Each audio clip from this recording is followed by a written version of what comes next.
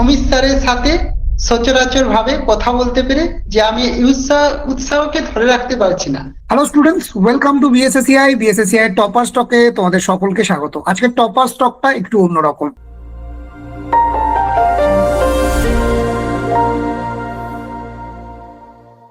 আর সাধারণত এতদিন পর্যন্ত আমরা টপার স্টকে আমাদের পেড ব্যাচের স্টুডেন্টদেরকেই আনতাম, কিন্তু এবারে প্রতিবারের মতোই বেশ কিছু ছাত্রছাত্রী যারা আমাদের সাথে যোগাযোগ করে যে তারা পেড ব্যাচে না থাকলেও প্রতিনিয়ত বিএসএসসিআই এর যে সমস্ত ফ্রি যে সমস্ত মেটেরিয়াল, ক্লাস, গ্রুপ, অ্যাপ, মানে আমরা সম্পূর্ণ ফ্রিতে সারা বছর যে জিনিসগুলো করাতাম, শুধুমাত্র সেটা এবং নিজের চেষ্টা, তো বিএসএসসিআই এর ফ্রি সাপোর্ট এবং নিজের চেষ্টাতে সেলফ স্টাডিতে পাশ করেছে এবারের নেট। তো আমাদের সঙ্গে আছে বাংলা বিষয়ের বৈদ্যনাথ গড়াই। তো সবার প্রথমে বৈদ্যনাথকে স্বাগত জানাই। এরকমই কোনো একটি ভিডিওতে বৈদ্যনাথ প্রথম বিএসএসসিআই কে দেখে, তো আজকে বিএসএসসিআই সেই ভিডিওতে তুমি নিজে, তো কেমন লাগছে তোমার? আজকে আমি স্যার অত্যন্ত আনন্দিত এবং এতটাই উৎসাহিত হলাম অমিত স্যারের সাথে সচরাচর ভাবে কথা বলতে পেরে যে আমি উৎসাহকে ধরে রাখতে পারছি না। মানে অনেকটা অনেকটা উৎসাহিত। বেশ, আচ্ছা বৈদ্যনাথ, তুমি তোমার বাড়ি কোথায় বা কোন ইউনিভার্সিটি পড়েছো সেটা যদি একটু বলো। স্যার আমার বাড়ি হচ্ছে পুরুলিয়া জেলার অন্তর্গত বাঘমুন্ডি থানাতে। আমি পুরুলিয়া জেলার অন্তর্গত সিধু-কানু বিরসা বিশ্ববিদ্যালয় থেকে পড়েছি। আচ্ছা বৈদ্যনাথ, অনেকে ভাবে যে শুধু বোধহয় পেড ব্যাচে পড়লেই সাকসেস পাওয়া যায় বা সাহায্য পাওয়া যায় বিএসএসসিআই, পেড ব্যাচ ছাড়া বিএসএসসিআই সাহায্য পাওয়া যায় না। তো তুমি কি আদৌ বিএসএসসিআই থেকে কোনো সাহায্য পেয়েছো তোমার এই প্রস্তুতির সময়? স্যার আমি প্রথমত বিএসএসসিআই এর নাম শুনেছিলাম, কিন্তু আমি নেট পাস করার পরেও আমি প্রথমত অমিত স্যারের যে বিএসএসসিআই ইউটিউবের চ্যানেল, সেখানে আমি ইউটিউবের ভিডিও দেখতে শুরু করি।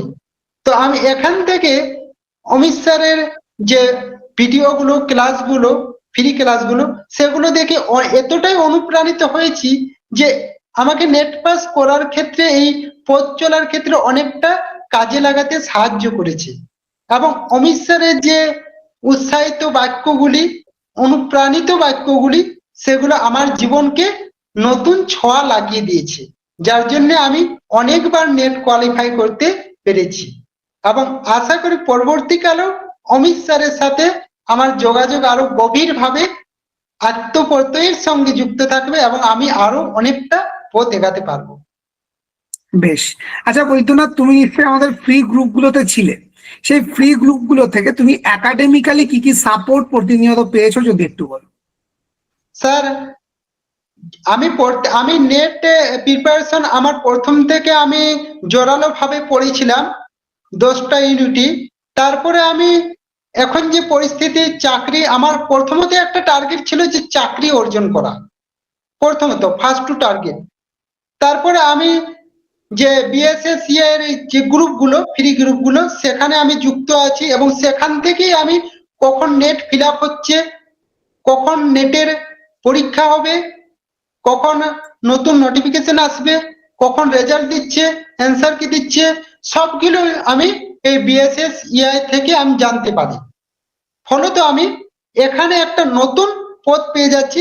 আবার কিছু কিছু ভিডিও বিএসএসসিআই থেকে পাই, যেগুলো আমাকে মানে অনেকটাই মানে নেট পাসের ক্ষেত্রে আমাকে মানে কাজে লাগাতে, এগিয়ে যেতে সাহায্য করেছে। যেমন কোনো কোনো প্রশ্ন উত্তরের ক্ষেত্রে, আবার যে ফ্রি মক টেস্ট গুলো আছে, সেগুলো আমি অনেক সময় নেটে সার্চ করে করি, এখান থেকে মানে সাহায্য পেয়েছি।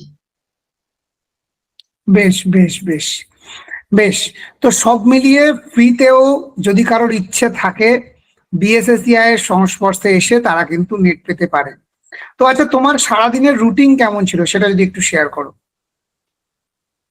স্যার আমার সারাদিনের রুটিন বলতে আমি আমি তো বিভিন্ন, আমার যখন একটা টার্গেট আছে যে আমার প্রথমত একটা চাকরি পেতে হবে, যে কোনো উপায়ে আমাকে একটা চাকরি পেতে হবে, কারণ আমি যে পরিবার থেকে উঠে এসেছি, একটা প্রত্যন্ত এলাকা থেকে উঠে এসেছি, আর্থিক সমস্যার মধ্য দিয়ে আমি এগিয়ে যাচ্ছি এবং আশা করছি এগিয়ে যেতেই থাকবোই।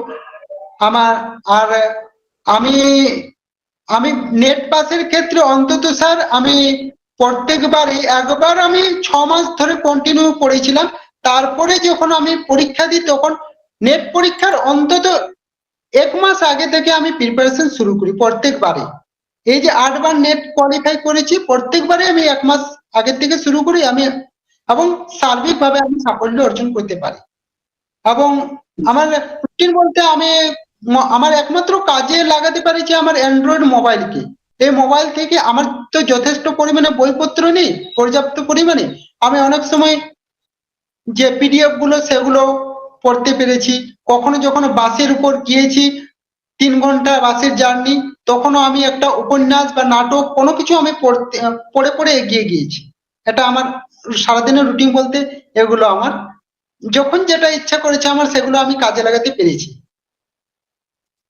বেশ বেশ বেশ, অনেক অনেক ধন্যবাদ। আগামী দিনে আরো সফল হয়ে উঠুক তোমার জীবন, এই কামনা করি। যোগাযোগ অবশ্যই থাকবে। খুব ভালো থাকো, এগিয়ে চলো। দেখা হবে খুব তাড়াতাড়ি বিএসএসসিআই তোমার সাথে। ধন্যবাদ। স্যার, ধন্যবাদ স্যার। আমি আজকে অনেকটা আপ্লুত হলাম, অনেক ভালো লাগলো আপনার সঙ্গে কথা বলতে পেরে, এবং ভবিষ্যতে আমি যাতে আরো অনেক দূর এগিয়ে যেতে পারি এবং অমিত স্যারের সাফল্যে আমি সাফল্য মণ্ডিত হতে পারি, এটাই আমি আশা রাখবো। বেশ, থ্যাংক ইউ। Okay sir.